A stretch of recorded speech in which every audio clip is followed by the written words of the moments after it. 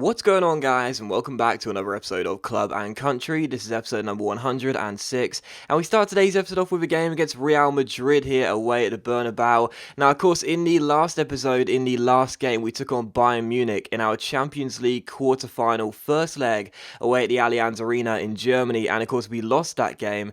Now, a side note, that loss was actually our first loss in 20 games in all competitions. Absolutely crazy. So we've been on a really good run of form of late, but despite that defeat, coming to this one against Real Madrid, I was a little bit hesitant because, as you can see by the team, there were a couple of changes being made to the team because there were some fitness problems, as per usual, playing those midweek games and then coming straight back to play on the weekend as well. So coming to this game against Real Madrid, despite our impressive run of form, the last defeat did make me feel a little bit cautious coming into this game with the changes as well, and that's why I wasn't surprised that just 6 minutes in, Real Madrid did take the lead through Thomas Müller, incidentally a former Bayern Munich player. Müller with the goal, lovely little turn, and from just inside the area he levers it into the top corner. No chance for Ruben Blanco, and Real Madrid do take the lead here in this game. So the worst possible start, really. I mean, to go undefeated for 20 games and then to finally lose to Bayern Munich, coming back into this game against Real Madrid, obviously going to be very difficult away from home and everything because Real Madrid are one of the best sides in Europe, but just the worst possible start completely. But in the 9th minute, a great chance for us to level as Jose Perez went forward here, and he beat the first man, but the second man took him down in Sergio Ramos, and there was also a straight red card for the Real Madrid number 4. I have to say, it was a really interesting decision because, as you can see here, as Perez goes through, he does get taken down. It is a penalty in my opinion because in order to get the ball, Ramos does go through the man. He does show his studs, but do you give a red card for that? I'm not too sure because obviously some referees would, some referees wouldn't. He's showing the studs. It's one of those decisions where some referees would give it and some referees wouldn't. But in my opinion, it was a definite penalty regardless. But a red card as well was a very interesting decision, let's just say that. Still, Jesse Rodriguez would stand up and take it, and he'd have his penalty saved by Casillas as well. Now, penalties nowadays are rarely ever missed, but that one is, which is just typical. And of all the players to miss the penalty, of course it will be a former Real Madrid player in Jesse Rodriguez. So it was still Real Madrid 1, Racing Santander 0, Keiko shooting just over the bar there in the second chance. And then in the 31st minute, another great opportunity for us, exploiting the fact that Real Madrid were down to 10 men. Perez comes forward here, takes aim, ends up hitting the post. It then comes to Keiko's tackle, it comes to Portu. Portu finds Paco Candela out wide. Our left winger cuts inside here, beats Fernandez, tries to go through one-on-one and shoot, gets taken down, and for the second time in 33 minutes, we have another penalty here at the Bernabeu. So another penalty to us, a booking for Fernandez as well, and another chance for us to score from 12 yards. We just hit the post. I thought the chance was over. We kept it alive, cut inside with Paco Candela, and as you can see, if the first one you were wondering whether it was a penalty, this one there is certainly no questions about it. Definite penalty. In my opinion, the referee got them both spot on. Again, the red card a bit debatable, but in my opinion, both penalties were correct. Still, Jesse Rodriguez would stand up for a second time here to try and beat Casillas from 12 yards, and I looked down the list of players and I thought, do I want to let Rodriguez take it again, or should I choose someone else? But I thought, do you know what, I'm all about loyalty, so I'm going to stick with Jesse Rodriguez.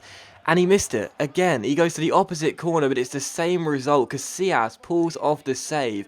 Jesse Rodriguez with 2 missed penalties in the first half, and it is still Real Madrid 1, Racing Santander 0, as Candela's shot is then blocked, and Real Madrid clear. So, still Real Madrid 1, Racing Santander 0 going into the second half, in a game we've been playing much better in. Obviously, if Real Madrid down to 10 men, not too much of a surprise. Casillas then makes a brilliant save 19 minutes after the restart, and then a few minutes later, Carvajal finds Keiko, slides it through towards Jose Perez, causing loads of problems for Real Madrid, cuts past Rafael Varane with a double step over, rolls it into Keiko, and again Casillas with a brilliant save. So Casillas didn't make my first initial Spain squad, and in this game he was out for revenge. He was showing me, he was saying, seriously, I'm Spain's most capped player, this is absurd, I should still be in the squad, and he was proving it in this game. Some fantastic saves by the veteran goalkeeper, and it was still Real Madrid 1, Racing Santander 0, and with 12 minutes to go, another great chance. Delgado goes forward, rounds Casillas, but a brilliant block there from the defender, I think it was Nacho, and then it ends up going straight to Casillas, and it's still 1-0. And the final chance would fall here as Concha Salas, his header goes over the bar and into the stands, and it was how the game would finish as well.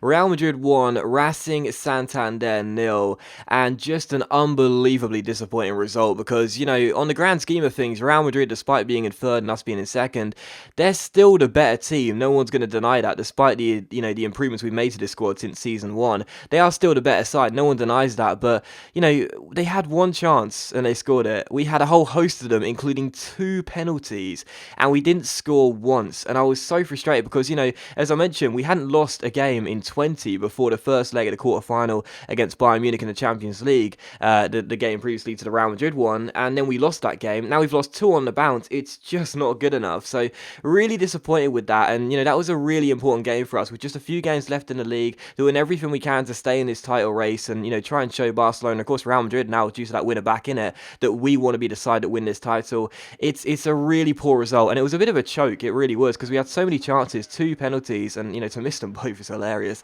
That's me all over, but even so, just a really disappointing result, and we need to amend that. We take on Bayern Munich for the second of 3 games in today's episode, so 2 absolutely massive games. You could say the 2 biggest games of the season in this episode here. Taking on Bayern Munich, our Champions League quarter-final second leg against the German side. Of course, we did lose the first leg away in Germany by 2-1, so we needed to come into this game and score at least once. Of course, a 1-0 victory, don't forget, we'd do it on away goals. And the first chance did fall to us as well, but Morata's strike hit the side netting. And in the 34th minute from the goal kick, Bayern Munich pass out from the back and find Ian Robben, who goes down the left-hand side here. He takes it around Pedro Obiang, plays it inside towards Giovanni Dos Santos. Dos Santos finds Mario Götze. Bayern Munich keeping hold of the ball really nicely, plays it inside towards Touré, and Yaya Touré, who scored in the first leg, scores in the second leg as well, and makes it Racing Santander 0, Bayern Munich 1. So Touré with the goal, the former City and Barcelona midfielder, puts it past Ruben Blanco, and just a really simple goal for Bayern Munich to score there. As soon as the chip ball came in from Götze,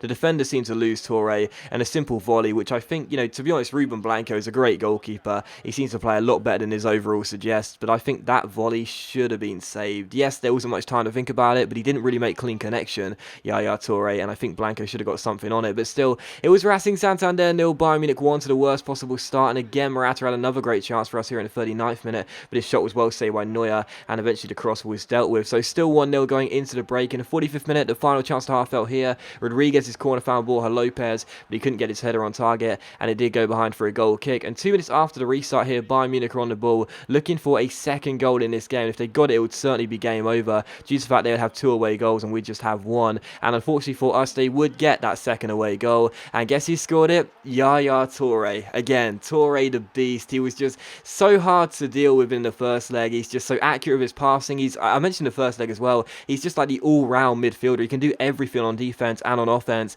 And in this game, he was proving it again. You know, he was a really good passer of the ball.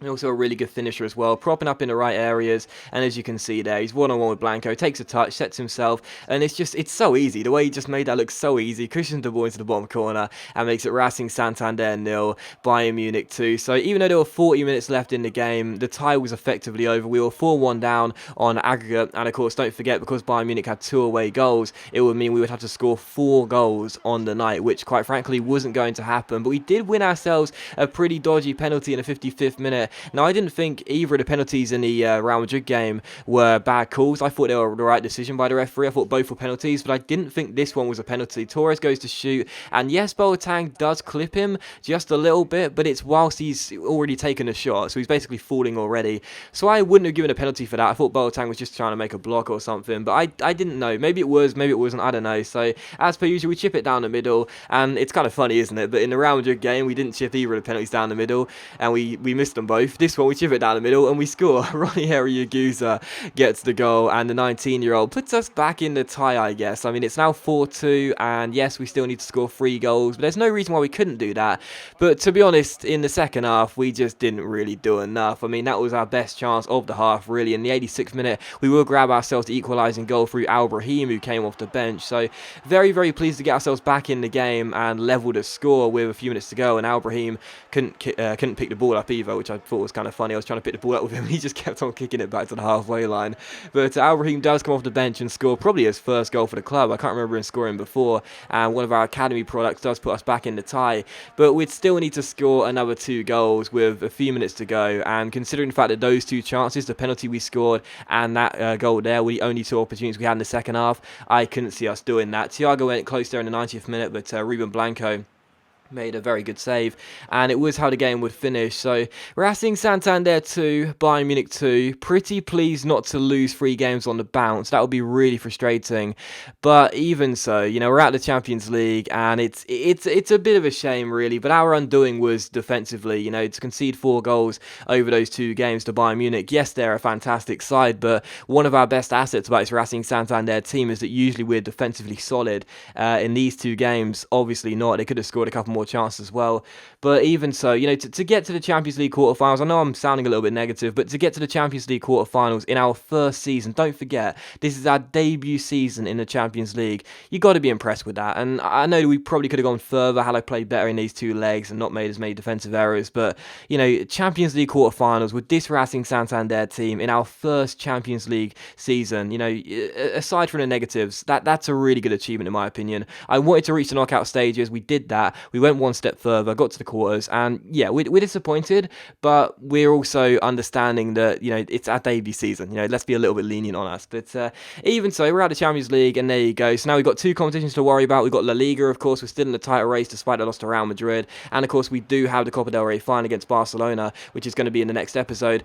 So we took on Real Zaragoza for the 3rd and final game of today's episode, and we did score the opening goal just past the hour mark. Tunkara got it. I did decide to rest 10 players. Only kept Ruben Blanco in goal for this game. And it was a bit of a disappointing game, to be honest. This was one of our first proper opportunities, and thankfully for us, Tunkara did take it. So we did take the lead in this game here at El Sardinero, and a few minutes later we had another great chance here, one of the final chances of the game. As per usual, we passed out from the back here as Contra Salas finds out right back Diaz Miguel, offloads it towards Ander Capri, who plays a brilliant through ball towards Tunkara. What a lovely ball this is. Tunkara goes down the right-hand side, great chance to make it 2-0 as he skips past his man, keeps on going, lays it off to his man Correa Amado, but somehow he missed the target. But it was how the game would finish though. Racing 1, Zaragoza 0. So pleased to return to winning ways after 3 games without one, but even so, disappointed to be leaving the Champions League and of course to lose to Real Madrid. That's not the best of motivation going into the Copa del Rey final against Barcelona in the next episode, but hopefully this win will prove to give us a little bit of a boost going into that game, and of course that will be in the next episode. So as always guys, a big thank you for watching the video. Really hope you have enjoyed it. If you have enjoyed the episode, please leave a like, and I'll see you for the next episode of Club and Country very soon.